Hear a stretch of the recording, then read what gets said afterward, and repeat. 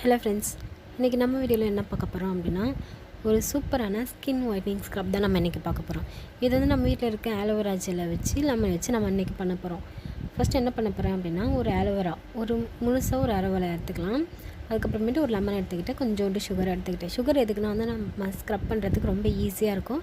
So sugar எடுத்துக்கிட்டேன். ஒரு empty Pavul ஒன்று எடுத்துக்கிட்டேன். இப்போ என்ன பண்ண போகிறோம் அப்படின்னா அந்த லெமனை நல்லா நம்ம தரையில் போட்டு தேய்ச்சிட்டோம் அப்படின்னா நல்லா அது பழமாயிடும். பழமானதுக்கப்புறம் அதை நம்ம ரெண்டாக கட் பண்ணி ஒரு ஆஃப் மட்டும் எடுத்து நான் பவுலில் போட்டேன்.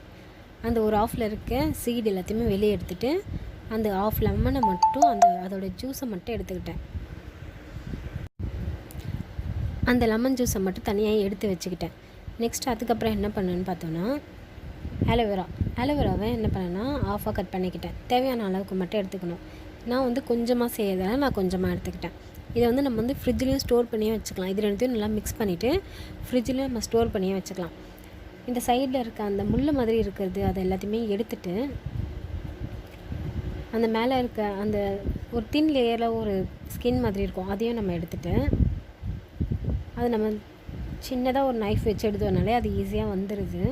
அதை வச்சு எடுத்துகிட்டு அதோடைய ஜெல்லை மட்டும் எடுத்தோம் அப்படின்னாலே நமக்கு போதும். இப்போ இந்த மாதிரி பண்ணோன்னா நமக்கு ஜெல் ஈஸியாக வரும். என்ன பண்ணால் நம்ம அதை எடுத்துகிட்டு சும்மா ஜஸ்ட்டு க்யூபாக நம்ம கட் பண்ணிக்கிட்டோன்னா அதை நம்ம வந்து நைஃப் வச்சு எடுக்கும்போது ரொம்ப ஈஸியாக இருந்துச்சு. ஸோ நான் இந்த மெத்தடை ஃபாலோ பண்ணேன். நல்லா க்யூபாக கட் பண்ணிவிட்டு அதுலேருந்து நான் எடுத்து அந்த லெமன் கூட ஆட் பண்ணிக்கிட்டேன். இது வந்து நம்ம வந்து மிக்சிலையும் போட்டு நல்லா பேஸ்ட்டாகவும் பண்ணிடலாம். பட் ஆனால் நான் இப்போ வந்து மிக்சியில் போடலை. இது வந்து ஜஸ்ட்டு அந்த நைஃபை வச்சு நல்லா எல்லாத்தையுமே ஃபுல்லாக எடுத்துகிட்டு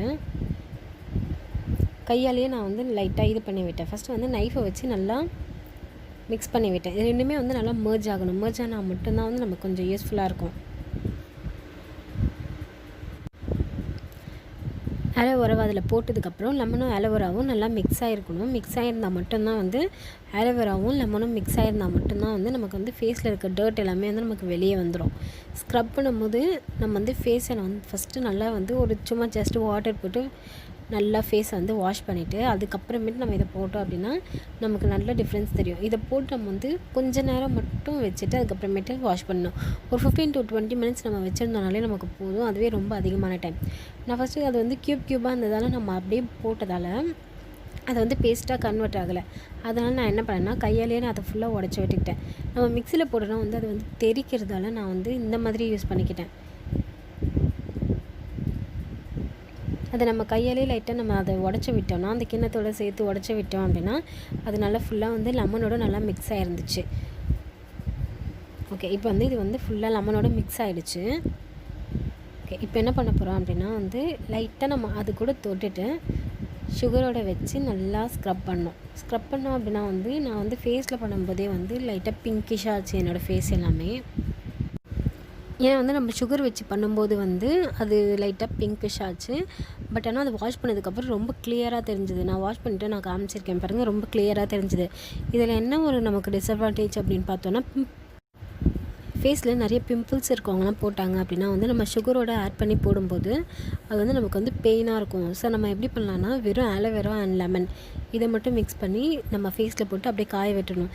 எப்போவுமே வந்து ஆலோவேரா யூஸ் பண்ணும்போது நம்ம வந்து ஃபேஸில் வந்து கை வைக்கக்கூடாது. நம்ம அப்படி கை வச்சோம் அப்படின்னாவே வந்து நம்ம கையில் இருக்க அழுக்கே வந்து அது கூட மிக்ஸ் ஆகிடும் அப்படின்ற மாதிரி சொல்லுவாங்க.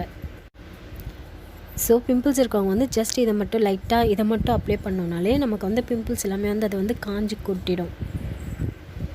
ஓகே, இந்த ஹோம் ரெமெடியை நீங்கள் வீட்டில் யூஸ் பண்ணிவிட்டு உங்களுக்கு என்ன ரிசல்ட் வந்துச்சோ எனக்கு அதை வந்து கமெண்ட் செக்ஷனில் கமெண்ட் பண்ணுங்கள்.